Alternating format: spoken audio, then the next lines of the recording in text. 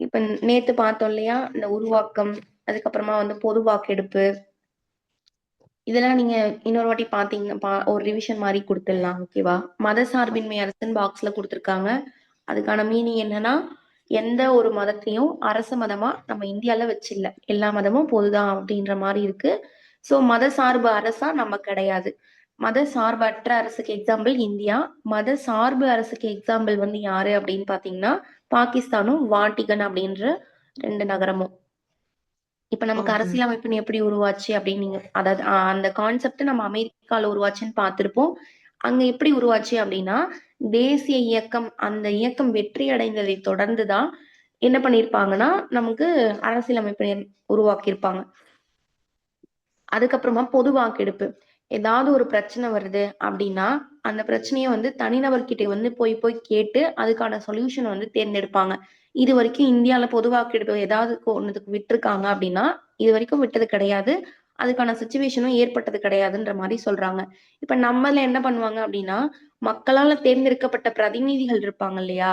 அவங்க வந்து அதுக்கான டிசிஷன எடுப்பாங்க. மக்கள்னா யாரு? நம்ம தான. நம்மளால தேர்ந்தெடுக்கப்பட்ட பிரதிநிதிகள்னா, நம்ம எலெக்ஷன்ல ஓட்டு போட்டு ஒரு சிலரை தேர்ந்தெடுத்து அனுப்புறோம்ல, அவங்கலாம் வந்து போயிட்டு என்ன பண்ணுவாங்கன்னா, ஒரு ஒரு ஆர்டிக்கல் வந்து வரலாமா, வர வேணாமா அப்படின்றத வந்து அவங்க தான் வந்து ஒரு மசோதாவுக்கு வந்து ஓகே சொல்லலாமா, சொல்ல வேணாமா அப்படின்றத அவங்கலாம் என்ன பண்ணுவாங்கன்னா, டிசைட் பண்ணுவாங்க. ஓகேவா? இது வந்து மக்களால் தேர்ந்தெடுக்கப்பட்ட பிரதிநிதிகளால் வந்து பண்ணக்கூடியது நம்ம நாட்டுல. ஒரு சில நாட்டுல வந்து பொது வாக்கெடுப்புனா டைரக்ட்டா மக்கள் கிட்டே வந்து கேட்பாங்கன்றதுதான் வந்து இங்க சொல்லியிருக்காங்க. அந்த மக்கள் கிட்டே கேட்கறது, அந்த பொது வாக்கெடுப்பு நடத்துறது எந்த இடத்துல நடந்துட்டு இருக்கு அப்படின்னா, சுவிட்சர்லாந்து.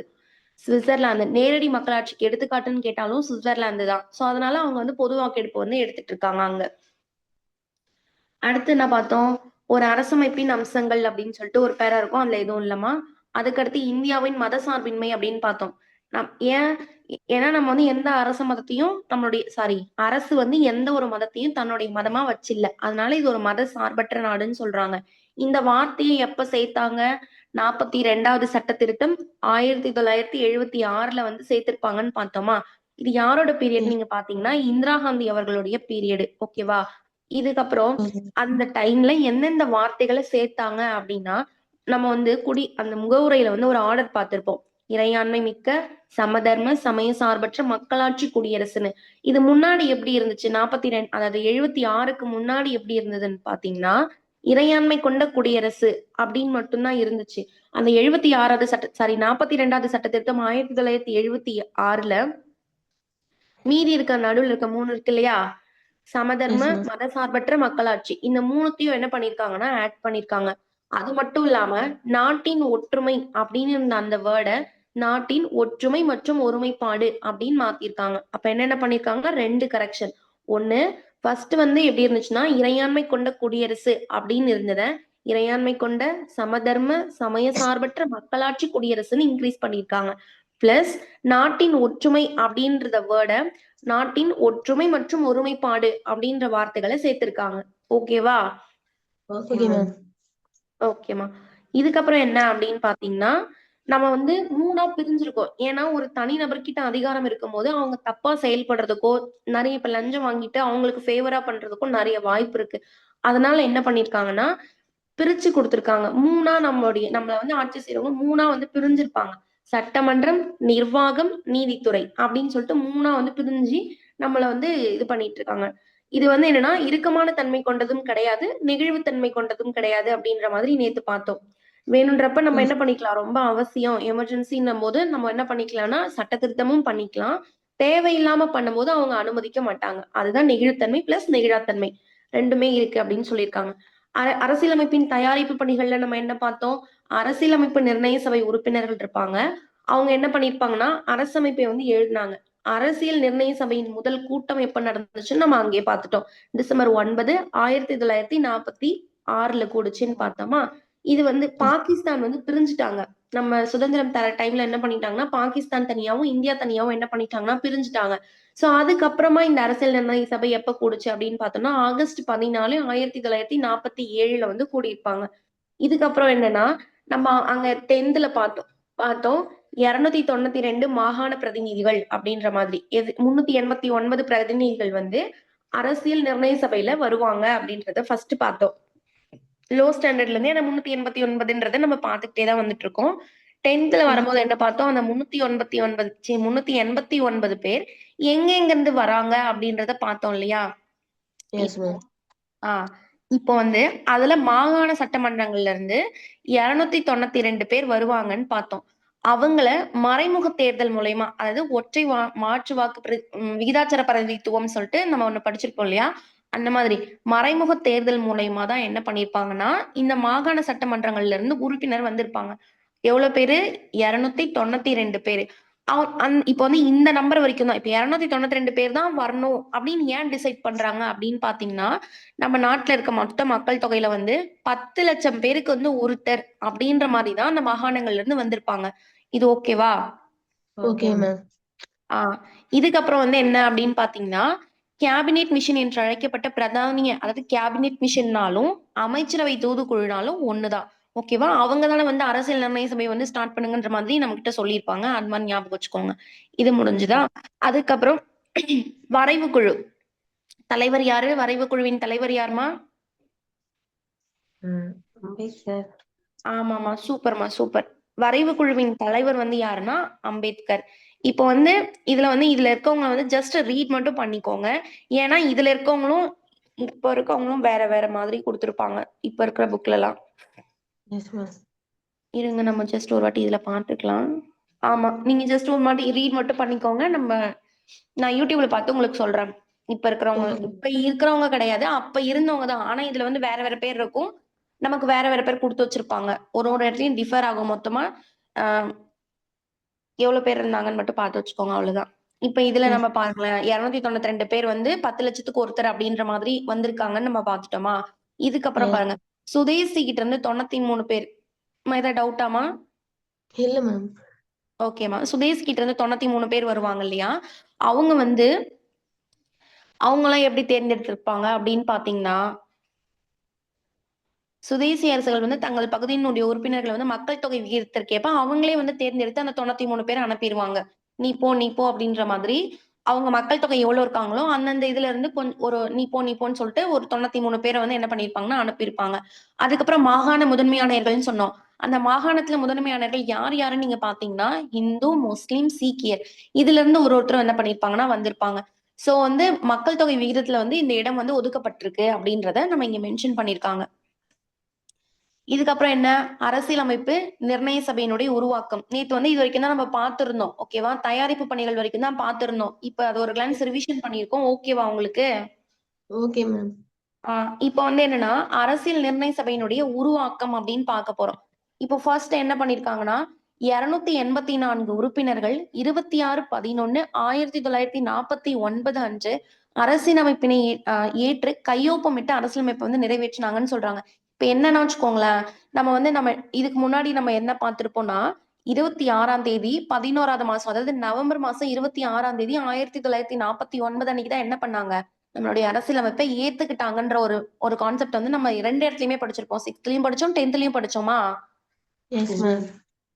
இப்ப அது கூட எக்ஸ்ட்ரா என்னன்னா, அன்னைக்கு ஏத்துக்கிட்ட அன்னைக்கு எத்தனை பேர் கையெழுத்து போட்டாங்க, ஓகே இது நல்லா இருக்கு நம்ம இதை எடுத்துக்கலாம் அப்படின்ற மாதிரி எத்தனை பேர் கையெழுத்து போட்டாங்க அப்படின்னா 284 பேர். 284 பேர் என்ன பண்ணிருப்பாங்கன்னா சைன் பண்ணி ஓகே அப்படின்னு சொல்லிட்டு 26/11/1946 இந்த உங்களுக்கு தெரிஞ்ச வருஷம் தான் பாருங்க. 26 நவம்பர் மாசம் 1949 அந்த ஏத்துக்கிட்ட வருஷம் அததான் கொடுத்திருக்காங்க. எத்தனை பேர் சைன் பண்ணிருப்பாங்கன்னா 284 பேர். ஞாபகம் வச்சுக்கோங்க, ரொம்ப இம்பார்ட்டன்ட்மா.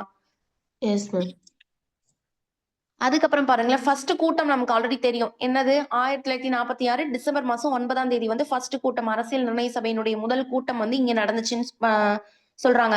அது எந்த டைம்ல எந்த இடத்துல நடந்துச்சுன்னு நமக்கு தெரியாது. அதை இங்க எக்ஸ்ட்ரா கொடுத்திருப்பாங்க. 11 மணி அளவுல புதுடெல்லியில வந்து நடந்திருக்கு அப்படின்னு சொல்லியிருப்பாங்க. இதனுடைய அந்த கூட்டத்தினுடைய கருப்பொருள் என்ன, எதனால அந்த கூட்டம் வந்து கூடுச்சு, அந்த டிசம்பர் 9ஆம் தேதி கூடி அதை என்ன பேசியிருப்பாங்கன்னு பாத்தீங்கன்னா, தற்காலிக தலைவரை வந்து தேர்ந்தெடுக்கணும், அதுக்காக தான் அந்த கூட்டத்தையே வந்து போட்டிருப்பாங்க. அதுக்கப்புறம் வந்து என்னன்னா, தற்காலிக தலைவரை இப்ப தேர்ந்தெடுக்கணும் இல்லையா, எல்லாரும் என்ன பண்ணுவாங்க, முன்மொழிவாங்க இவங்களை வச்சுக்கலாம்னு சொல்லிட்டு. அப்ப நமக்கு யார் தற்காலிக தலைவரா இருந்தாங்கன்னு நம்ம அங்க பாத்துட்டு வந்தோம்? சச்சிதானந்த சின்ஹா அப்படின்னு சொல்லிட்டு தற்காலிக தலைவரா ஒருத்தவங்கள போட்டிருப்பாங்கன்னு பார்த்தோமா? Yes ma'am. Yes ma'am. அவங்க வந்து வயது முதிர்வின் காரணமா இறந்துருவாங்க. அவங்களுக்கு அப்புறம் வந்தவங்க தான் யாருன்னா ராஜேந்திர பிரசாத்தும் ஹெச்.சி. முகர்ஜி பிளஸ் வி.டி. கிருஷ்ணமாச்சாரி 2 துணைத் தலைவர்களையும் போட்டிருப்பாங்க. இப்போ Yes, அந்த ma'am. தற்காலிக தலைவர் தேர்ந்தெடுக்கிறதுக்கான அந்த மீட்டிங்ல வந்து யாரு சச்சிதானந்த சின்ஹாவை ரெஃபர் பண்ணிருப்பாங்க, யாரு சொல்லியிருப்பாங்க அப்படின்றத இங்க கொடுத்திருப்பாங்க.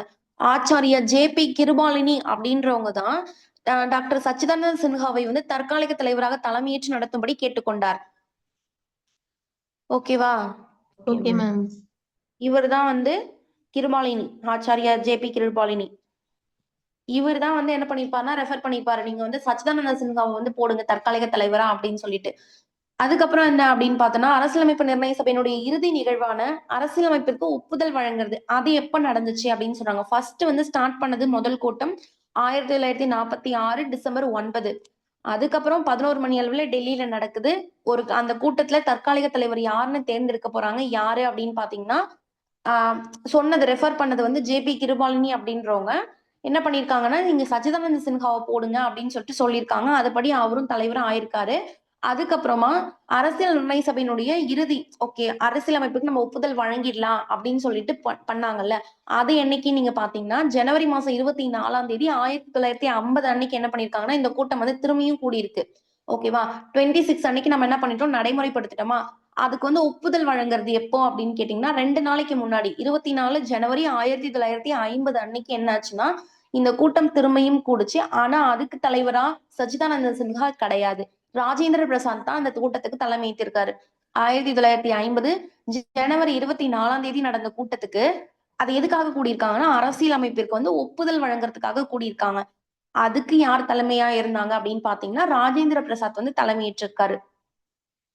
அடுத்து பாருங்க, டிசம்பர் மாசம் 9ஆம் தேதி 1946 முதல் 24 ஜனவரி 1950 இது வரைக்குமே அரசியலமைப்பு அந்த நிர்ணய சபையினுடைய நிகழ்ந்த விவரங்கள் வந்து தொகுப்பு 12 தொகுதிகளை வந்து கொண்டிருக்கு அப்படின்னு சொல்றாங்க.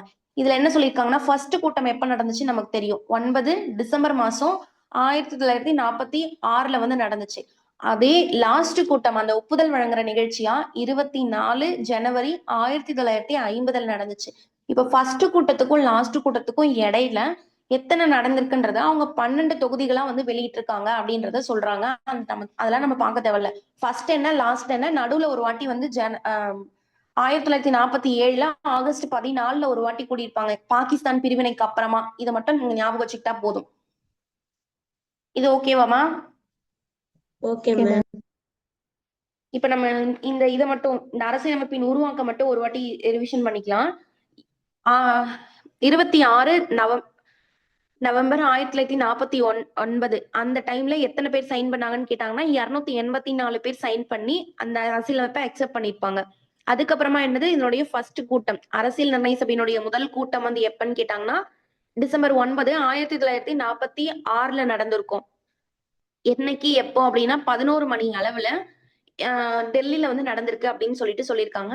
அதுக்கான ஃபர்ஸ்ட் கூட்டத்துக்கான கருப்பொருள் என்னன்னா தற்காலிக தலைவரை தேர்ந்தெடுக்கிறது. அதை ரெஃபர் பண்ணவங்க அந்த கிருபாலினி வந்து ரெஃபர் பண்ணிருப்பாங்க. யாருன்னு பாத்தீங்கன்னா சச்சிதானந்த சின்ஹாவை. அதுக்கப்புறம் திரும்பியும் அரசியலமைப்பு கூடுது. ஏன்னா அரசியலமைப்புக்கு ஒப்புதல் வழங்குறதுக்காக அந்த நிர்ணய சபை வந்து திரும்பியும் கூடுறாங்க. அது எப்பன்னு கேட்டாங்கன்னா 24 ஜனவரி 1950 வந்து கூடியிருப்பாங்க.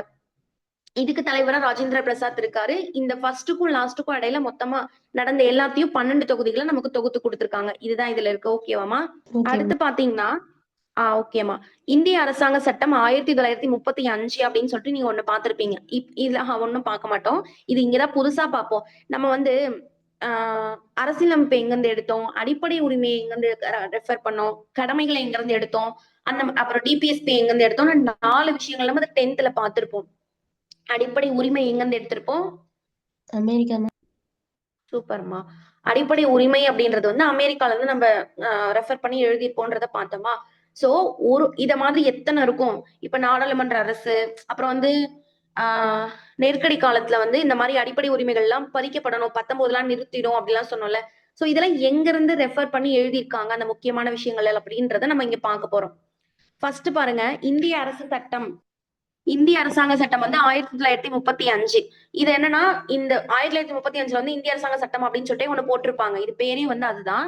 இது வந்து அந்த இத வந்து பேஸ் பண்ணி எத்தனை எடுத்திருக்காங்க பாருங்களேன். ஃபர்ஸ்ட் வந்து கூட்டாட்சி விதிகள், ஆளுநருடைய பதவி, நீதித்துறை, பொது தேர்வாணையங்கள், அதுக்கப்புறம் நெருக்கடி கால விதிகள், நிர்வாக விவரங்கள் இது எல்லாமே இந்திய அரசாங்க சட்டம் 1935 இருந்து எடுக்கப்பட்டது அப்படின்னு சொல்லியிருக்காங்க.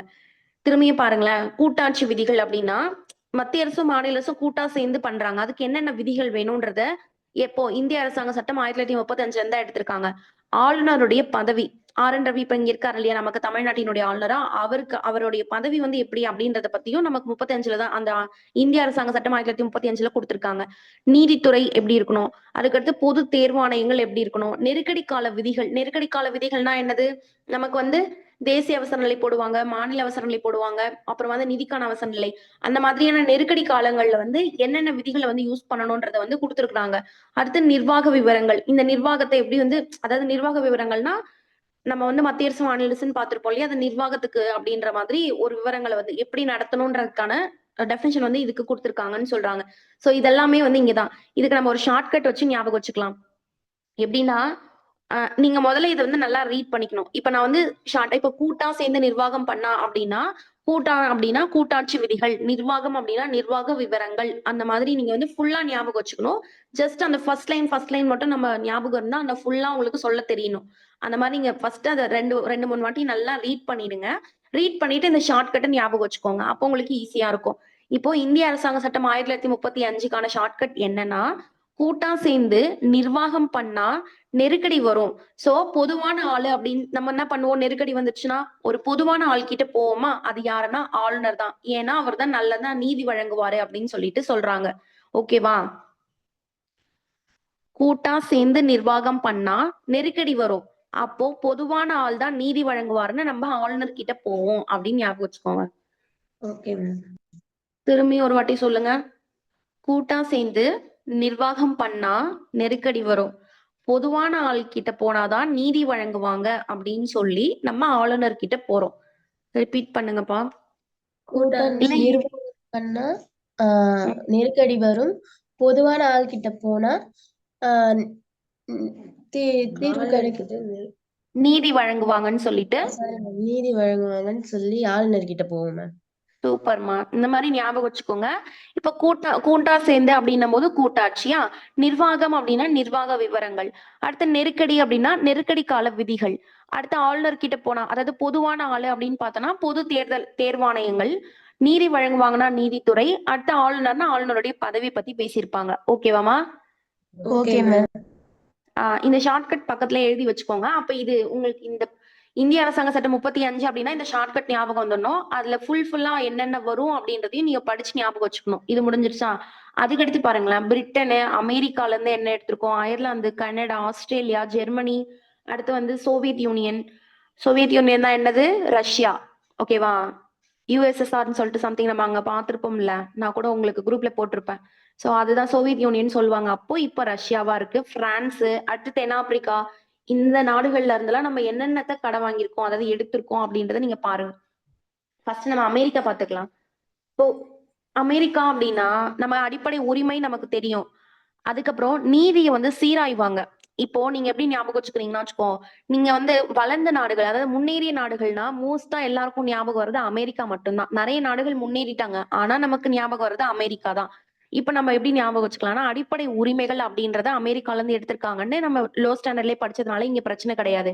அதுக்கடுத்து பாருங்களேன், குடியரசுத் தலைவர் மீதான பதவி நீக்க தீர்மானம் உச்ச நீதிமன்ற, உயர் நீதிமன்ற நீதிபதிகள், அப்புறம் குடியரசு துணைத் தலைவர் போன்றோரினுடைய பதவி நீக்கம் செய்யும் முறை அப்படின்னு சொல்றாங்க. இப்போ நீங்க எப்படி ஞாபகம் வச்சுக்கிறீங்கன்னா, அமெரிக்கா வந்து பெரிய ஒரு ஹெட் மாதிரி நடந்துப்பாங்க. அவங்கதான் என்ன பண்ணுவாங்கன்னா, இந்த நாட்டுல வந்து எங்க நீதி வந்து அதாவது சீராய்வு பண்ணாலும், இப்ப ஏதாவது தப்பான சட்டம் போட்டுட்டாங்கன்னா அதுக்கு தானே போய் நீதியை சீராய்வு பண்ணுவாங்க.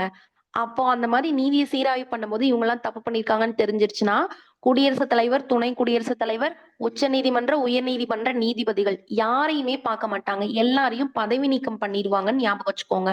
ஓகேவா? இங்க வந்து அமெரிக்கான பதவி நீக்கம் மட்டும்தான். நீதி சீராய்வு ஒண்ணு எக்ஸ்ட்ரா பாக்குறோம், அடிப்படை உரிமையை பாக்குறோம். 4 பேரை வந்து பதவி நீக்கம் பண்ணுவாங்க அமெரிக்கா. அது யார் யாருன்னு பாத்தீங்கன்னா, குடியரசுத் தலைவர், குடியரசு துணைத் தலைவர், அதுக்கப்புறமா வந்து உச்சநீதிமன்ற நீதிபதி, உயர்நீதிமன்ற நீதிபதி. அவ்வளவுதான். இது ஓகேவா? Okay ma'am. அப்ப அமெரிக்கானா யார் யார் வருவாங்க? என்னென்ன நம்ம அங்க இருந்து ரெஃபர் பண்ணிருக்கோம் சொல்லுங்க. அடிப்படை உரிமைகள், நிதி ம். நிதி நீதி சீராய்வு, சீராய்வு. ஆமா. குடியரசுத் தலைவர் மீதான பதவி நீக்கம் தீர்மானம், நீங்க அப்படியே சொல்லுங்க. உச்சநீதிமன்ற யார் யாரு? குடியரசுத் தலைவர், குடியரசு துணைத் தலைவர், உச்சநீதிமன்ற நீதிபதி, உயர்நீதிமன்ற நீதிபதி. இதை ஞாபகம் வச்சுக்கோங்க. குடியரசுத் தலைவர்னாலே துணைத் தலைவர் வந்துருவாரு. உச்சநீதிமன்றம் வந்தாலே உயர்நீதிமன்றம் வந்துரும். அங்க இருக்கிற 2 நீதிபதி, இங்க இருக்கிற குடியரசுத் தலைவர், துணை குடியரசுத் தலைவர் 4 பேரையும் பதவி நீக்கம் பண்ணுவாங்க. நீதி சீராய்வு பண்ணுவாங்க. அதுக்கப்புறம் என்ன பண்ணுவாங்க? அடிப்படை உரிமை கொடுப்பாங்க. இது அமெரிக்கா. ஓகேவாமா? Okay ma'am. அயர்லாந்து அப்படின்னா ஒன்னே ஒண்ணுதான். நம்ம அதை அங்க படிச்சுட்டு வந்தோம். அரசு வழிகாட்டு நெறிமுறைகள். அயர்லாந்துனா டிபிஎஸ்பின்னு இங்கிலீஷ்லயே ஞாபகம் வச்சுக்கோங்க. அரசு அரசின் வழிகாட்டு நெறிமுறைகள் இது. அதுக்கடுத்து பாருங்களேன், ஆஸ்திரேலியா அப்படின்னு சொல்லிட்டு ஒண்ணு இருக்கா. இந்த ஆஸ்திரேலியாவுக்கு நம்ம எப்படி ஞாபகம் வச்சுக்கலாம்னா, வணிகம், வர்த்தக சுதந்திரம், நாடாளுமன்றத்தின் ஈரவையின் கூட்டம் அப்படின்னு சொல்றாங்க. இப்போ நம்ம அங்க வந்து கூட்டா சேர்ந்து நிர்வாகம் பண்ணா அப்படின்றத பார்த்திருப்போமா. ஆஸ்திரேலியா அப்படின்னா 2 பேர் சேர்ந்து அப்படின்னு ஞாபகம் வச்சுக்கோங்க. ஈரவைகள் அப்படின்னு சொல்லிட்டு ஈரவைகள் சேர்ந்து கூட்டமா சேர்ந்து நிர்வாகம் பண்ணும்போது, அதாவது வணிகம் பண்ணும்போது, வர்த்தக சுதந்திரத்தோட பண்ணும்போது அவங்க எல்லாம் எப்படின்னா ஆண் வாய் திறந்து பார்ப்பாங்க. 2 பேர் பார்ட்னர்ஷிப்ல போய் வச்சாலே அந்த இடத்துல கண்டிப்பா சண்டை வரும். நீ பெரியாளா நான் பெரியாளா அப்படின்னு சொல்லும் போது, வணிகம் பிசினஸ் தானே பண்ணுவாங்க 2 பேர் செய்யறாங்க அப்படின்னா. இப்ப நாடாளுமன்றத்தின் ஈரவைகளின் கூட்டம் அப்படின்னு சொல்லும் போது, 2 அவைகளின் கூட்டம் எதுக்கு ஃபர்ஸ்ட் கூட்டுவாங்கன்னு உங்களுக்கு ஞாபகம் இருக்குல்ல. இப்போ வந்து ஏதாவது ஒரு மசோதா வந்து பெண்டிங்ல வச்சிருந்தாங்கன்னா 2 அவையினுடைய கூட்டத்தையும் கூட்டி குடியரசுத் தலைவர் வந்து கூட்டுவாரு. அதுக்கப்புறம் அதுக்கு சபாநாயகர் தலைமை தாங்கி அதை வந்து சால்வ் பண்ணி வைப்பாங்க. அதை நம்ம வந்து ஆஸ்திரேலியால இருந்து எடுத்திருக்கோம்னு சொல்றாங்க.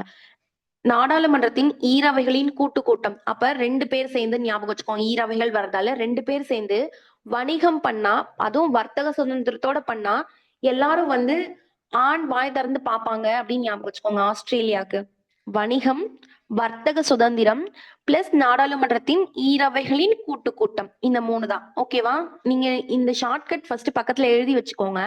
அப்புறமா நீங்க ஒரு 2 வாட்டி நீங்க ரீட் பண்ணீங்கன்னா உங்களுக்கு அந்த ஷார்ட்கட்டோட அது வந்து கரெக்டா வந்துரும். நீங்க பார்த்தோன்னே உங்களுக்கு ஞாபகம் வந்துரும். அடுத்து நம்ம ஜெர்மனி. ஜெர்மனில இருந்து நம்ம என்ன எடுத்திருப்போம் அப்படின்னு பாத்தீங்கன்னா, நெருக்கடி காலத்தின் அடிப்படை உரிமைகள் பறிப்பு. இப்போ ஆல்ரெடி நம்ம நெருக்கடியா இருக்கோம். அடிப்படை உரிமை அந்த மாதிரி மணி விஷயம் எல்லாம் பறிச்சுட்டாங்கன்னா நமக்கு ரொம்ப கஷ்டமாயிடும்ல. அந்த மாதிரி ஞாபகம் வச்சுக்கோங்க. மோஸ்டா பறிப்புனாலே காசு தானே, மணி தானே பறிச்சிருவாங்க. நம்ம வழியில போகும்போது திருடிட்டு போயிடுவாங்க. அந்த மாதிரி ஞாபகம் வச்சுக்கோங்க. அப்ப வந்து ஜெர்மனி வெய்மர் அரசியலமைப்பு அப்படின்னா நெருக்கடி காலத்துல நம்ம கிட்ட அந்த அடிப்படை உரிமைகளை பறிச்சிருவாங்க அப்படின்னு பறிப்புனாலே ஜெர்மனி உங்களுக்கு ஞாபகம் வந்துடணும். ஓகேவா? நெருக்கடி காலத்தின் எஸ் மேம். அடிப்படை உரிமைகள். உங்களுக்கு ஏதாவது டவுட்னா வச்சுக்கோங்களேன், நீங்க தாராளமா கேட்கலாம். எனக்கு தெரிஞ்ச அளவுக்கு நான் உங்களுக்கு அதை எக்ஸ்பிளைன் பண்றேன். புரியலன்னா நாளைக்கு பார்த்துட்டு ரெஃபர் பண்ணிட்டு வந்து உங்களுக்கு எக்ஸ்பிளைன் பண்ணுவேன். நீங்க சைலண்டா இருந்தீங்கன்னா உங்களுக்கு புரியுதா இல்லையா, எனக்கு நீங்க கேக்குறீங்களான்னு கூட தெரிய மாட்டேங்குது. அடுத்து சோவியத் யூனியன் அப்படின்னா என்னது? ரஷ்யா. அடிப்படை கடமைகள். அதுக்கப்புறம் அடிப்படை கடமையை நம்ம ரஷ்யால இருந்து எடுத்திருக்கோம். நம்ம லோ ஸ்டாண்டர்ட்ல பார்த்துட்டோம். சோ அதை விட்டுருங்க. அடுத்து பாருங்களேன், முகவுரையில வந்து சமூக பொருளாதார அரசியல் அப்படின்ற மாதிரி 3த்தையும் இந்த சோவியத் ரஷ்யால இருந்து இது பண்ணிருக்காங்களாமா. நீதியின் மாண்புகள், அடிப்படை கடமைகள், அவ்வளவுதான். 42வது திருத்தத்தில் வந்து உறுதிப்படுத்தப்பட்டுள்ளது அப்படின்ற மாதிரி சொல்லியிருக்காங்க. இதுல எதுவுமே இல்ல. ஃபர்ஸ்ட் அடிப்படை கடமைகள் தான் 2 வாட்டி கொடுத்து வச்சிருக்காங்க. முகவுரையில வந்து சமூக பொருளாதார அரசியல்னு சொல்லிட்டு நீதியின் மாண்புகள்னு கொடுத்திருக்காங்க. அப்ப ரஷ்யா அப்படின்னா நீதியின் மாண்புகள். நீங்க ரஷ்யா இருக்கிற இடத்துக்கு போயிட்டு உங்க காலை யாராவது மறிச்சிட்டாங்கன்னா நீங்க நீதியெல்லாம் அங்க போய் எதிர்பார்க்க முடியாது. ஏன்னா நீங்க தான் போனது தப்புன்ற மாதிரி நம்ம மேலே சொல்லிடுவாங்கன்னு ஞாபகம் வச்சுக்கோங்க. நீதியின் மாண்புகள் வந்து ரஷ்யா இருக்கிற இடத்துல நமக்கு கிடைக்காதுன்னு ஞாபகம் வச்சுக்கோங்க. ஓகேவா? அடுத்து வந்து என்னன்னா பிரான்ஸ். இந்த பிரெண்ட்ஸ் எல்லாம் சேர்ந்தாலே என்ன பண்ணுவாங்க? குடிப்பாங்களா? சோ அப்ப வந்து குடியரசு. பிரெண்ட்ஸ் எல்லாம் சேர்ந்தா குடிப்பாங்கன்னு ஞாபகம் வச்சுக்கோங்க. பிரெஞ்சு புரட்சி நடந்திருக்கும் இல்லையா 7-9ல.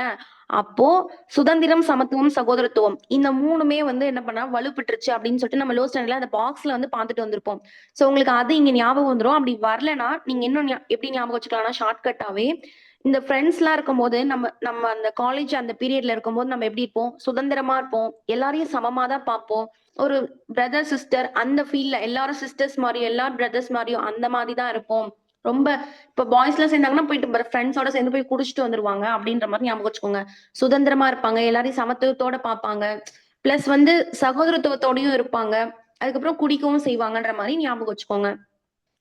Okay ma'am. தென்னாப்பிரிக்கா அப்படின்னா அவங்க வந்து என்ன பண்ணுவாங்கன்னா எப்படி சொல்றது, தென்னாப்பிரிக்காக்காரங்க வந்து நிறைய தப்பு பண்ணுவாங்கன்னு சும்மா ஒரு ஷார்ட்கட்டுக்கு ஞாபகம் வச்சுக்கோங்க. ஓகேவா? அவங்கள வந்து அரசியலமைப்பு திருத்த சட்டம் நடைமுறைகள்லாம் தென்னாப்பிரிக்காவுல இருந்து தான் எடுத்திருக்காங்க. மாநிலங்களவையினுடைய உறுப்பினரின் தேர்வு இதுவுமே தென்னாப்பிரிக்காவுல இருந்து எடுத்திருக்காங்க. மாநிலங்கள்ல வந்து யார் யாரெல்லாம் உறுப்பினர் தேர்வு செய்யறாங்கன்னு நமக்கு தெரியவே தெரியாது.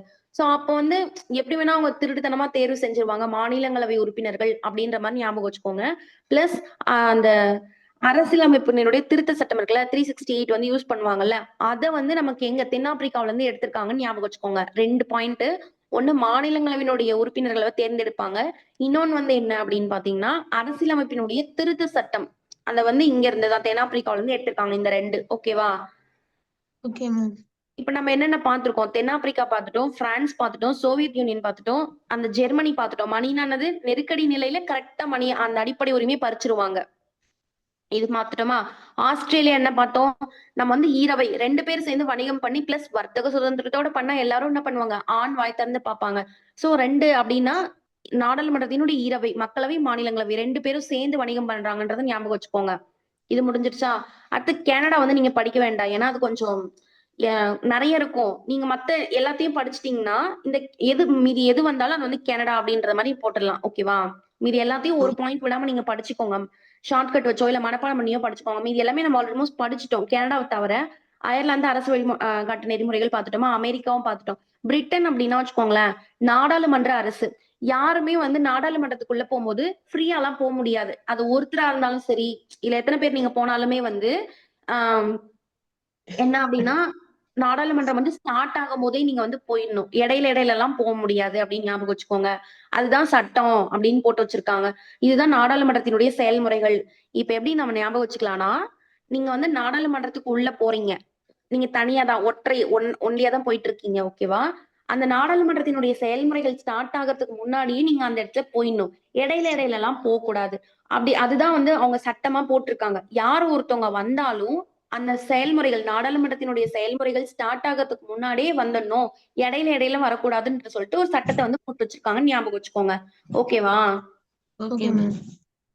நாடாளுமன்ற அரசு அதனுடைய செயல்முறைகள் ஸ்டார்ட் ஆவறதுக்கு முன்னாடியே யாரா இருந்தாலும் ஒருத்தரா இருந்தாலும் சரி, எத்தனை பேரா இருந்தாலும் சரி, ஒருத்தர் வந்து உள்ள வந்து வந்துடணும். இடையில இடையில போகக்கூடாது. இதுதான் சட்டத்தினுடைய ஆட்சி. ஓகேவா? அப்ப நாடாளுமன்ற அரசு, ஒற்றை குடியுரிமை, சட்டத்தின் ஆட்சி, அடுத்து நாடாளுமன்ற செயல்முறைகள், அடுத்து இடைக்கால தண்டனைகள். இதுதான் வந்து பிரிட்டன்ல இருந்து எடுத்திருக்கோம். இது அப்படியே ஷார்ட்கட்டா ஞாபகம் வச்சுக்கோங்க. இது இது வந்து ரொம்ப ரொம்ப இம்பார்ட்டன்ட்.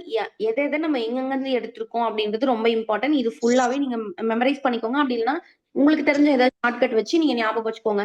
ஏதாவது ஒண்ணு மட்டும் நீங்க படிக்காம விட்டுறலாம். ஆனா மீதி இருக்க எல்லாத்தையும் கம்பல்சரி தெளிவா ஒண்ணு விடாம படிச்சுக்கணும். அப்பதான் நீங்க ஏதாவது ஒண்ணு வந்தா அது கனடா அப்படின்னு உங்களால போட முடியும். ஓகேவா? இது முடிஞ்சிருச்சு. அதுக்கப்புறம் பாருங்க, இறுதிப்படுத்தப்பட்ட திருத்தப்பட்ட வரைவு 1949 நவம்பர் 26 அன்று ஏற்கப்பட்டது. நம்ம ஆல்ரெடி சொன்னதுதான். 1949 நவம்பர் 26 அன்னைக்கு என்ன பண்ணிட்டாங்க? அத வந்து ஏத்துக்கிட்டாங்க. அன்னைக்கு தான் எத்தன பேர் சைன் பண்ணியிருப்பாங்க அப்படின்னு பார்த்தீங்கன்னா, 284 பேர் வந்து சைன் பண்ணியிருப்பாங்க. சோ இதோட ஸ்பெஷாலிட்டி வந்து நம்ம அங்கேயே பார்த்துட்டு வந்திருப்போம். இந்திய அரசியலமைப்பின் சிறப்பு கூறுகள் அப்படின்னு சொல்லிட்டு. அந்த எழுதப்பட்ட அரசியலமைப்பிலேயே நம்மளது தான் வந்து பெரிய அரசியலமைப்பு அப்படின்னு சொல்லிட்டு ஷார்ட்டா பார்த்திருப்போம். அங்க வந்து இங்க வந்து என்ன பண்ணா பிரீஃபா குடுத்து வச்சிருப்பாங்க. இங்க பாருங்களேன். நீளமான மற்றும் எழுதப்பட்ட அரசியலமைப்பு அப்படின்னா, இந்திய அரசியலமைப்பு தான் உலகிலேயே நீளமான எழுதப்பட்ட அரசியலமைப்பாக கருதப்படுமா. மாநிலங்கள், மத்திய அரசு மற்றும் அவற்றுக்கு இடையிலான உறவுகள் குறித்து பல்வேறு விதிகளை வந்து கொண்டிருக்குது. நமது அரசியலமைப்பை உருவாக்கிய மேதைகள் உலகின் பல அரசியலமைப்பு மற்றும் பல்வேறு மூலங்களிலிருந்து நம்ம அரசியலமைப்பை உருவாக்கியிருக்காங்க. தனிநபர் உரிமைகளை அடிப்படை உரிமைகளாகவும், அரசு கொள்கையின் வழிகாட்டு நெறிமுறைகளாகவும், நிர்வாக செயல்முறைகள் அந்த விவரங்கள் என விரிவாகவும் பட்டியலிடுகிறாங்க அப்படின்னு சொல்றாங்க. இப்ப என்னது? அரசு வழிகாட்டு நெறிமுறைகள், அதனுடைய நிர்வாக செயல்முறை எல்லாமே தனித்தனியா தனிநபரினுடைய உரிமைகள், அடிப்படை உரிமைகள் இது எல்லாமே வந்து எழுதி கரெக்ட்டா நமக்கு வந்து குடுத்துருக்காங்கன்ற மாரி சொல்றாங்க. சோ எழுதப்பட்டதிலேயே நீளமானது நம்மளுதுதான். எல்லாமே தெளிவா டெஃபினிஷன் குடுத்து எழுதி வச்சிருக்காங்கன்றது ஞாபகம் வச்சுக்கோங்க. இதுக்கப்புறம் என்னது? இறுக்கம், நெகிழ்வுத்தன்மை 2மே கொண்டது. அதாவது நெகிழும் தன்மை பிளஸ் நெகிழாத்தன்மை அப்படின்னு நம்ம அங்க பார்த்துட்டு வந்தோம். அதுக்கு மீனிங் என்னன்னு பாருங்களேன். அதனுடைய அமலாக்க செயல்முறைகளின் அடிப்படையில் இறுக்கமும் நெகிழ்வும் கொண்டதாக இந்திய அரசியலமைப்பு இருக்கு அப்படின்னு சொல்றாங்க. அமலாக்கம்னா என்ன? அதை வந்து நடைமுறைப்படுத்துறதுல வந்து இறுக்கம் கொண்டதாகவும் இருக்கு, பிளஸ் இலகுவாகவும், அதாவது நெகிழும் தன்மை கொண்டதாகவும் இருக்கு அப்படின்னு சொல்றாங்க. இறையாண்மை, சமதர்ம, மதசார்பின்மை, மக்களாட்சி குடியரசு, இந்த வேர்ட் முகவுரையில இருக்கும், நம்ம பார்த்திருக்கோம். சோ இது வந்து என்ன டெபினேஷன் பண்றாங்க அப்படின்னா, வயது வந்த அனைவருக்குமே அந்த வாக்குரிமை வந்து வழங்கப்பட்டு தேர்ந்தெடுக்கப்படும் மக்கள் பிரதிநிதிகளின் மூலம் மக்களே இந்தியாவை ஆள்கின்றாங்க. ஆமா தானே? இப்ப குடியரசுத் தலைவரை நம்ம தேர்ந்தெடுக்கிறது இல்ல. ஆனா நம்மளால அனுப்பப்பட்டவங்க, நம்ம தேர்ந்தெடுத்து கொஞ்சம் பேர் அனுப்புவோம் மக்களவைக்கு. அந்த அவங்களும் சேர்ந்துதான் என்ன பண்ணிருப்பாங்க அப்படின்னு பாத்தீங்கன்னா, குடியரசுத் தலைவரை வந்து தேர்ந்தெடுத்திருப்பாங்க. சோ அதுதான் இங்க சொல்றாங்க. மக்களால் தேர்ந்தெடுக்கப்பட்ட உறுப்பினர்கள், மக்கள், அதாவது வயது வந்த ஒரு வாக்குரிமை வழங்கப்பட்டு தேர்ந்தெடுக்கப்படும் மக்கள் பிரதிநிதிகள் இருப்பாங்க. மக்கள் பிரதிநிதிகள்னா யாரு? நம்ம எலெக்ஷன்ல வந்து போய் ஓட்டு போடுவோம்ல, அதனால கொஞ்சம் பேரை வந்து தேர்ந்தெடுப்பாங்கல்ல, அவங்கதான் மக்களினுடைய பிரதிநிதிகள். இவங்க இதை சொல்ல வராங்க அப்படின்றத நம்ம மூலியமா, நம்ம சொல்ல வர்றத அவங்க வந்து என்ன பண்ணுவாங்கன்னா அவங்க கிட்ட சொல்லுவாங்க. சோ அந்த மக்கள் பிரதிநிதிகள் யாரு அப்படின்னு பாத்தீங்கன்னா, மக்களவையில இருப்பாங்க இல்லையா, அவங்கதான் மக்களினுடைய பிரதிநிதிகள். நீங்க மத்திய அரசு வந்து படிக்கும்போது உங்களுக்கு தெரிஞ்சிடும் அப்படின்னா என்ன, மக்களவைனா என்ன அப்படின்றத நம்ம அங்க பாத்துக்கலாம். இப்ப வந்து என்ன அப்படின்னா, இந்தியாவை வந்து அந்த பிரதிநிதிகள் தான் ஆளுந்துட்டு இருக்காங்களா. இந்தியா ஒரு இறையாண்மை கொண்ட அரசு என்றால் தனது உள்நாட்டு வெளிநாட்டு விவகாரங்களை எந்த விதமான வெளி அம்சங்களின் தலையீடும் இன்றி நிர்வகிக்கும் என்பது பொருளாகும். இதுக்கு முன்னாடி நம்மள ஆங்கிலேயர்கள் வந்து ஆட்சி பண்ணிட்டு இருந்தாங்க. இப்ப எப்படின்னா அவங்க இங்கிலாந்துல தான் இருப்பாங்க. ஆனா இங்க வந்து எப்படி அவங்களுடைய ஆட்சி தானே நடந்துட்டு இருந்துச்சு. சோ அங்க இருந்து அவங்க சொல்றதுதான் நம்ம செஞ்சுட்டு இருந்தோம். அந்த மாதிரி இல்லாம யாருடைய வெளித்தலையீடும் கிடையாது. எது பண்றதா இருந்தாலும் உள்நாட்டுல இருந்தாலும் சரி, இல்ல வெளிநாடுகள் கூட நம்ம போயிட்டு பிசினஸ் பண்றதா இருந்தாலும் சரி, எதுனாலும் நமக்கு புடிச்சு நம்ம தான் வந்து பண்ணிட்டு இருக்கோம். அந்த குடியரசுத் தலைவரோ இல்ல பிரதமரோ இவங்க தான் என்ன பண்ணுவாங்கன்னா டிசைட் பண்ணி போறாங்க. சோ இதுதான் வந்து என்ன சொல்றாங்கன்னா, இறையாண்மைனா நாட்டினுடைய உச்சபட்ச அதிகாரமே நம்ம கையில தான் இருக்கு. வேற எந்த நாட்டினுடைய தலையீடும் அதுல கிடையாதுன்றதுதான் இறையாண்மை அப்படின்னு சொல்லுவாங்க. அதுக்கப்புறம் என்ன அப்படின்னு பார்த்தோம்னா, இந்திய அரசியலமைப்பில் சமதர்மம் என்ற சொல் 42வது சட்ட திருத்தத்தின் மூலமாக இணைக்கப்பட்டுள்ளது அப்படின்னு சொல்றாங்க. சோ நம்ம ஆல்ரெடி பார்த்துட்டோம். சமதர்ம, சமய சார்பின்மை, இன்னொன்னு என்னது, ஒருமைப்பாடு, மக்களாட்சி, இந்த வார்த்தை எல்லாமே 1976 42வது சட்ட திருத்தத்தின் மூலமா தான் இணைக்கப்பட்டிருக்கு, நமக்கு தெரிஞ்சதுதான். இந்தியாவை பொறுத்த மட்டில் சமதர்மம் என்பது மக்களாட்சி வழியில் பரிமாணத்துவம், அகிம்சை ஆகிய முறைகளை வந்து கையாண்டு சமதர்மமும் சமூக இலக்குகளை வந்து எட்டுவதாகும். இந்தியாவின் சமதர்ம முதலாளித்துவம் ஆகிய அந்த பொருளாதாரங்களின் இணைந்த கலப்பு பொருளாதார முறை வந்து கடைபிடிக்கப்படுகிறது. கலப்பு பொருளாதாரம்னா என்ன அப்படின்னு பாத்தீங்கன்னா, நீங்க வந்து இப்ப தனியார் துறை இருப்பாங்க, நிறைய வந்து பிரைவேட் கம்பெனிஸ், சாரி, இது நிறைய இருக்கும் இல்லையா, அதுவும் நம்முடைய தனியார் பொதுத்துறை நிறுவனங்கள் அப்படின்னு சொல்லுவாங்க, கவர்மெண்டோடையது. சோ இது ரெண்டுமே என்ன பண்ணுவாங்கன்னா சேர்ந்து செயல்படுமே, இதுதான் வந்து கலப்பு. ஓகேவா? தனியார் பிளஸ் பொது, இது ரெண்டுமே சேர்ந்து செயல்படுறதா என்னன்னா கலப்பு பொருளாதாரம் அப்படின்னு சொல்லுவாங்க. அதுக்கப்புறம் என்ன அப்படின்னு பாத்தீங்கன்னா, இந்தியாவை வந்து பொறுத்த வரைக்கும் மதசார்பின்மை அப்படின்றது இந்தியாவின் அரச மதம் என ஒன்றும் இல்லை, அனைத்து மதங்களும் சமமாக அங்கீகரிக்கப்பட்டுள்ளன என்பதாகும் அப்படின்னு சொல்லிட்டாங்க. குடியரசு அப்படின்னா இந்தியாவின் முடியரசு மூலமாக அல்லாமல் தேர்தல் மூலமாக அரசின் தலைவர் தேர்ந்தெடுக்கப்படுவதாகும். குடியரசு அப்படின்றது ஃபர்ஸ்ட் வந்து அரசர்கள், அதாவது ஆங்கிலேயருக்கு முன்னாடி என்ன பண்ணிருக்காங்க, அரசர்கள் வந்து ஆட்சி செஞ்சுட்டு இருந்தாங்க நம்மள, அதுதான் முடியரசு அப்படின்னு சொல்லுவாங்க. சோ அது இல்லாம நம்ம மக்களால தேர்ந்தெடுக்கப்படுறாங்க, ஓட்டு போட்டு தேர்ந்தெடுக்கிறதுனால அதுதான் குடியரசு அப்படின்னு சொல்லுவாங்களாமா. அதுக்கப்புறம் பாருங்க, இவ்வளவுதான், இது முடிஞ்சிருச்சு. இறையாண்மை, சமதர்ம, சமய சார்பின்மை, மக்களாட்சி, குடியரசு. இறையாண்மைனா என்ன? நாட்டின் உச்சபட்ச அதிகாரம். சமதர்மம்னா என்ன? எல்லாரையும் வந்து ஈக்குவலா பாக்குறது. மத சார்பின்மைனா எந்த ஒரு மதத்தையும் நம்ம அரச மதமா வச்சுக்காம இருக்கிறது.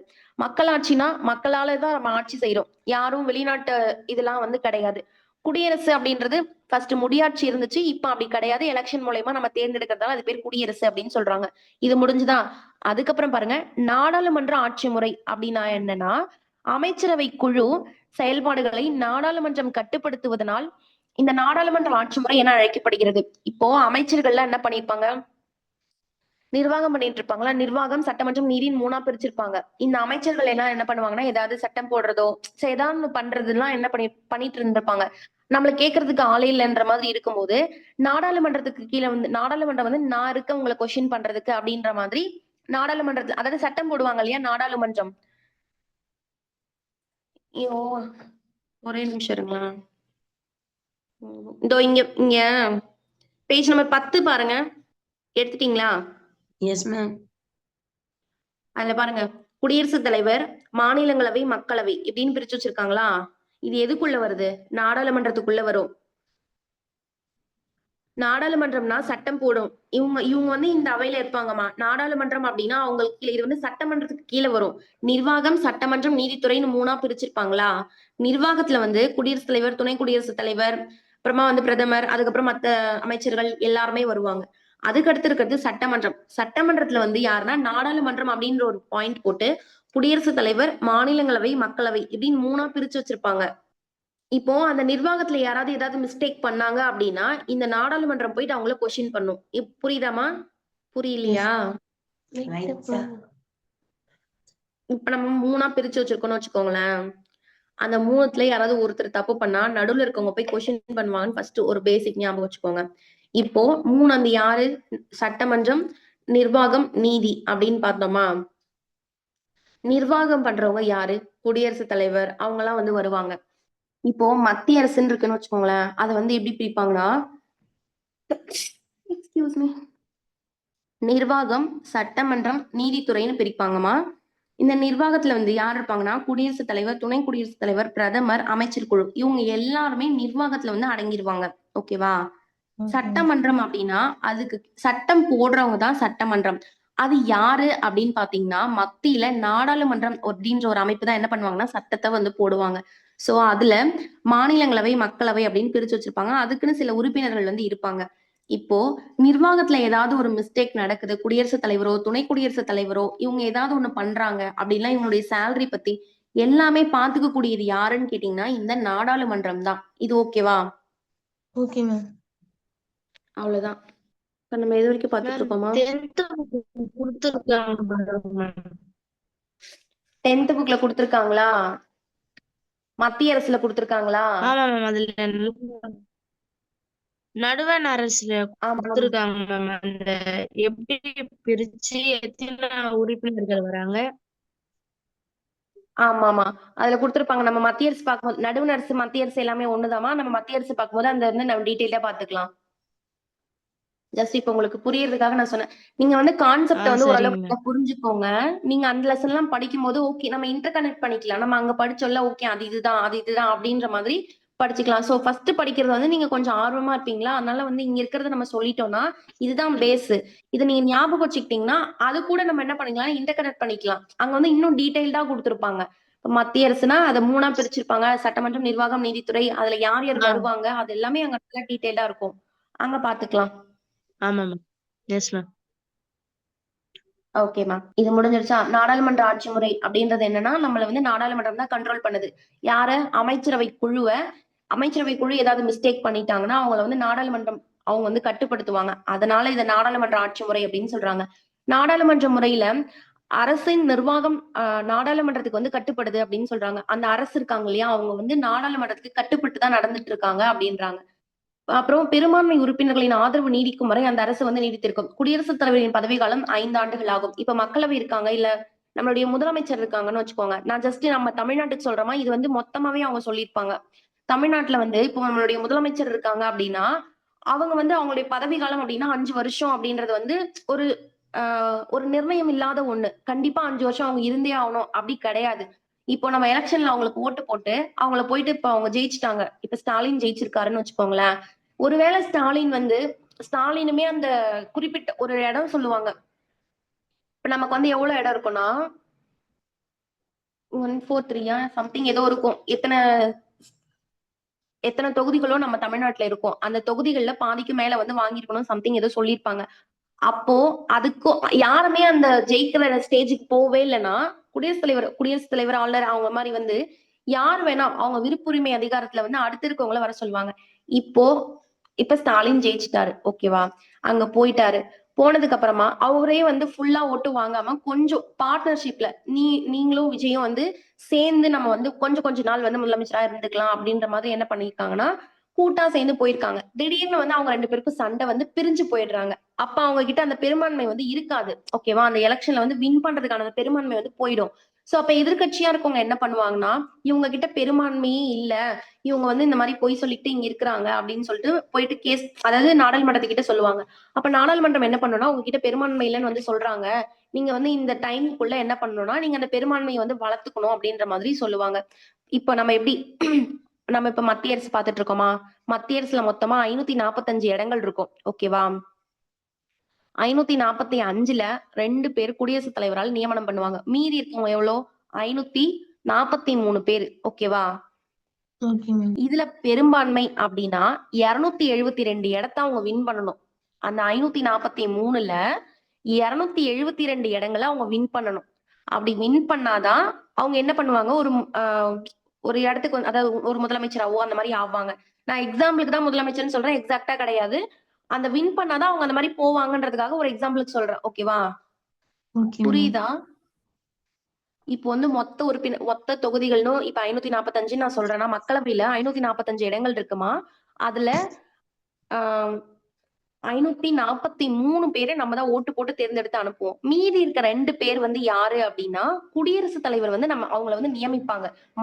மத்திய அப்படின்னா குடியரசுத் தலைவரும், மாநிலம் அப்படின்னா அங்க வந்து முதலமைச்சரும் நியமனம் செய்வாங்க. ஓகேவா? இது வரைக்கும் புரியுதா? Yes ma'am.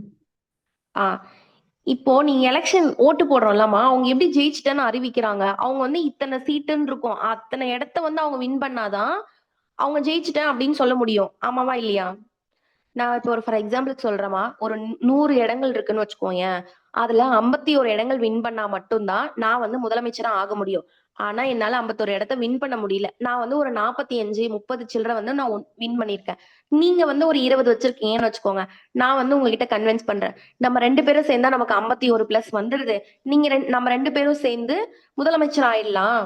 நீங்க வந்து என் கூட கூட்டா வச்சுக்கோங்க. கூட்டணின்னு சொல்றாங்க இல்லையா? சோ நீங்க வந்து என் கூட கூட்டணி வச்சுக்கோங்கன்னு சொல்லிட்டு நான் உங்களை கூப்பிடுறேன். நீங்களும் ஓகே சொல்லிட்டு வந்துடுறீங்க. அப்போ நம்ம 2 பேரும் சேர்ந்து முதலமைச்சரா ஆயிட்டோம். இப்போ வந்து போயிட்டு இருக்கு, கொஞ்சம் பீரியட் போயிருச்சு. ஒரு 3 இயர்ஸ் ஆயிருச்சுன்னு வச்சுக்கோங்க. திடீர்னு உங்களுக்கு எனக்கும் ஒரு கிளாஷ் வருது. அப்ப நம்ம என்ன பண்றோம்? வேணாம், இவங்க கூட நம்ம ஏன் சேர்ந்து இருக்கணும் அப்படின்னு சொல்லிட்டு நீங்க வந்து பாதியிலே போயிடுறீங்க. சோ போன உடனே இப்ப என்கிட்ட பெரும்பான்மை இருக்குமா இருக்காதா? இருக்காது. ஏன்னா நான் 30 தானே வச்சிருக்கேன். 30 இடங்கள் மட்டும்தான் நான் வின் பண்ணிருக்கேன். உங்க கூட சேர்ந்ததுனாலதான் எனக்கு 50 பிளஸ் வந்துச்சு. சோ அந்த மாதிரி இப்போ நீங்க போனதுக்கு அப்புறம் என்கிட்ட 30 வந்துருமா? அப்ப நான் முதலமைச்சரா இருக்க முடியுமா முடியாதா? முடியாது மேம். ஆமா. ஏன்னா என்கிட்ட போதுமான இடங்கள் கிடையாது. இது தெரிஞ்சுக்கிட்ட எதிர்க்கட்சி என்ன பண்ணுவாங்க அப்படின்னா, அவங்க வந்து போயிட்டு முறையிடுவாங்க. இவங்க கிட்ட வந்து போதுமான பிரதிநிதித்துவமே கிடையாது. இவங்க கிட்ட அது இல்ல அப்படின்னு சொன்னோனே, அவங்க வந்து என்ன சொல்லுவாங்கன்னா, உங்க பெரும்பான்மையை வந்து நீங்க நிரூபிச்சு காட்டுங்க அப்படின்னு சொல்லுவாங்க. அதுக்குன்னு ஒரு டைம் டியூரேஷன் குடுத்துருவாங்க. அதுக்குள்ள உங்கள நான் போய் கன்வின்ஸ் பண்ணணும்.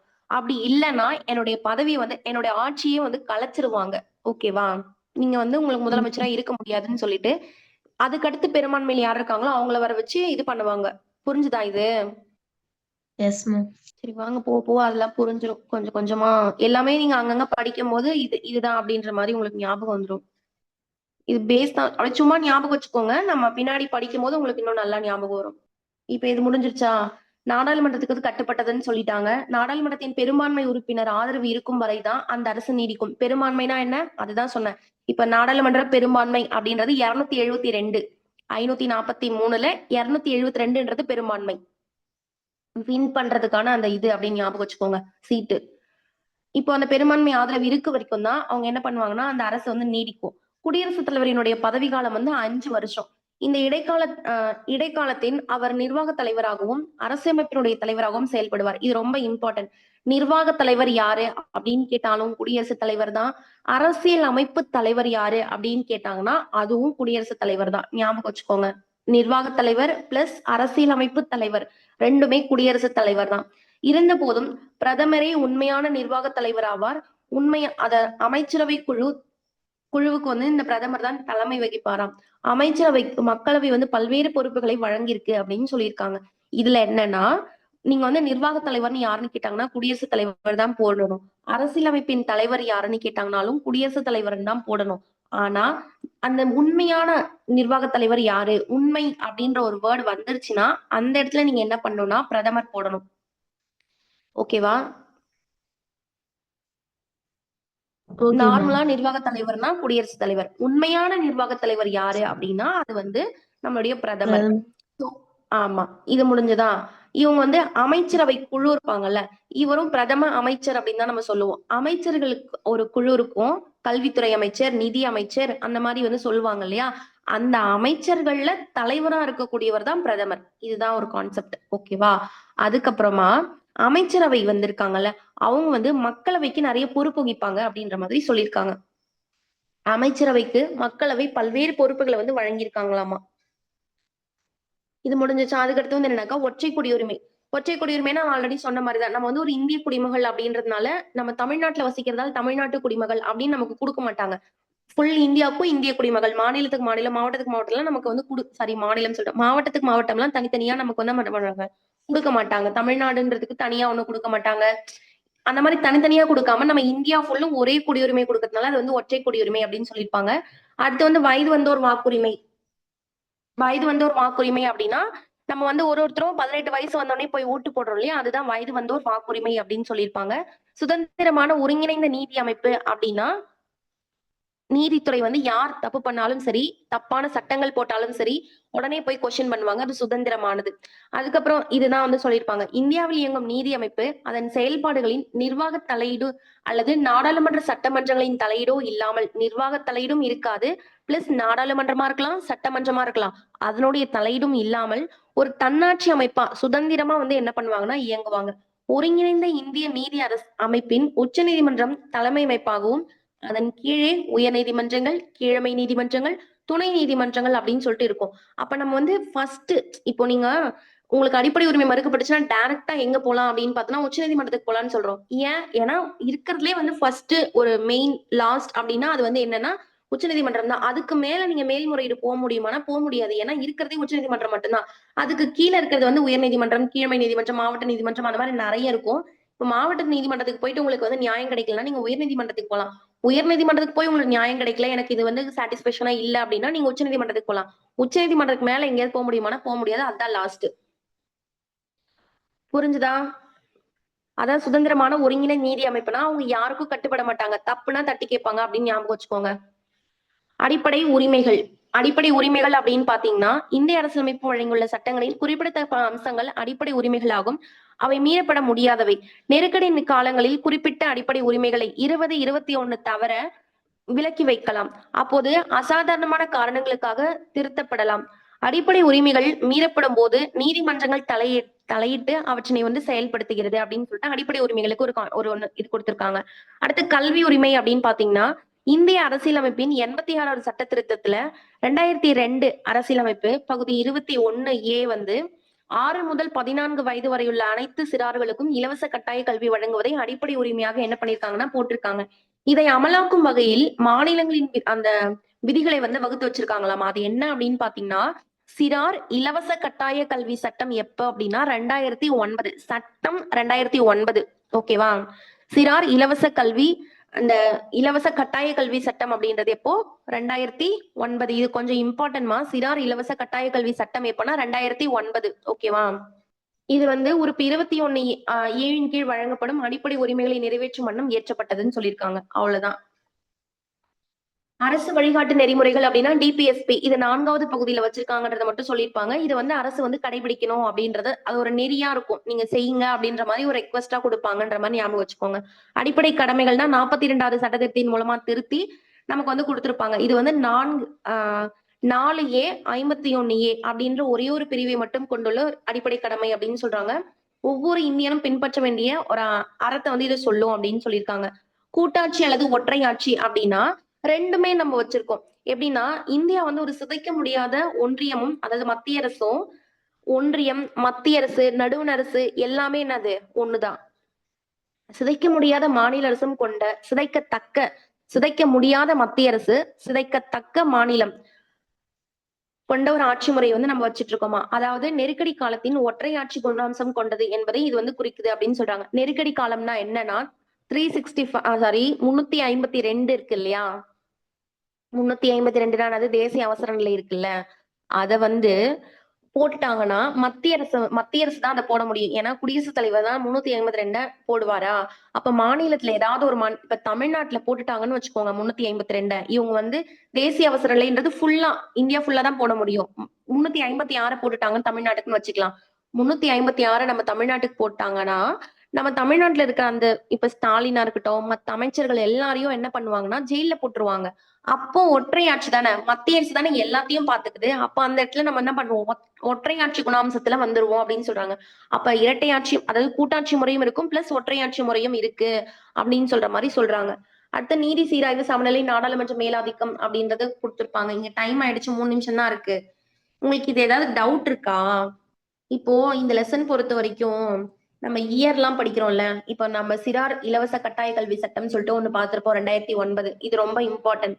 இதுக்கப்புறம் வந்து மீதி எல்லாம் நம்ம அங்க பார்த்ததுதான் பார்த்தோம். இந்த வயது வந்தோர் வாக்குரிமை, சுதந்திர ஒருங்கிணைந்த நீதி அமைப்பு, அடிப்படை உரிமை. இதெல்லாம் நீங்க என்ன பண்ணீங்கன்னா, ஜஸ்ட் ஒரு வாட்டி ரீட் மட்டும் பண்ணுங்க. அதுல பெருசா கன்டென்ட் இருக்காது. அது என்னன்னு மட்டும் லைட்டா புரிஞ்சுக்கிட்டா போதும். நம்ம அங்க படிச்சதே போதுமானதுதான். இங்க வந்து என்னன்னா, அந்த ஹெட்டிங்க கொஞ்சம் பிரீஃபா குடுத்திருப்பாங்க அவ்வளவுதான். ஓகேவா? Yes ma'am. இப்போ அதே மாதிரி இந்திய அரசாங்க சட்டம் 1935 பார்த்தோம்ல. அது கொஞ்சம் ரொம்ப ரொம்ப இம்பார்ட்டன்ட். அதோட ஷார்ட்கட்டோட நீங்க என்ன பண்ணிக்கணும் படிச்சுட்டு வந்துருங்க. இல்ல கொஸ்டின் கேட்டா இந்த இந்த இந்த பகுதியில இருந்து கேட்பாங்க. பிளஸ் அந்த நான் சொன்னேன் இல்லையா? இப்ப அந்த சிறார் சட்டம் 2009 அத கேட்கலாம்.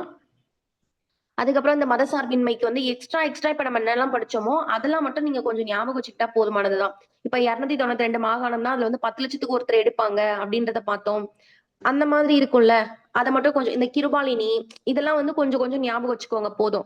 நீ இதுக்கப்புறம் நான் அந்த கதையா சொல்றேன். அது எதுக்குன்னா உங்களோட புரிதலுக்காக தான் சொல்றேன். அது உங்களுக்கு புரியலனாலும் பின்னாடி வர லெசன் மூலியமா உங்களுக்கு புரிஞ்சிரும். ஓகே இததான் மேம் அங்க சொன்னாங்களா அப்படின்றது. அப்படியே உங்களுக்கு புரியலன்னா நீங்க ஏதாவது கேளுங்க. நான் இப்பயே அத வந்து ரெஃபர் பண்ணி உங்களுக்கு சொல்லிடுறேன். ஏதாவது டவுட் இருக்கா? No ma'am. நாளைக்கு ரீட் பண்ணுங்க. நீங்க திரும்ப திரும்ப படிக்கும்போது உங்களுக்கு நல்லா ஞாபகம் வந்துரும். ஃபர்ஸ்ட் டைம்ல வந்து ஏதோ ஒண்ணு சொல்றாங்க, நம்ம கேட்கிறோம் அப்படின்ற மாரி தான் இருக்கும். நீங்க போக போக என்னன்னா உங்களுக்கு ஒரு கிளாரிட்டி இருக்கும். சீக்கிரமா நம்ம வந்து புரிஞ்சு படிச்சுக்கலாம். ஓகேவா? Okay ma'am. ஓகேமா.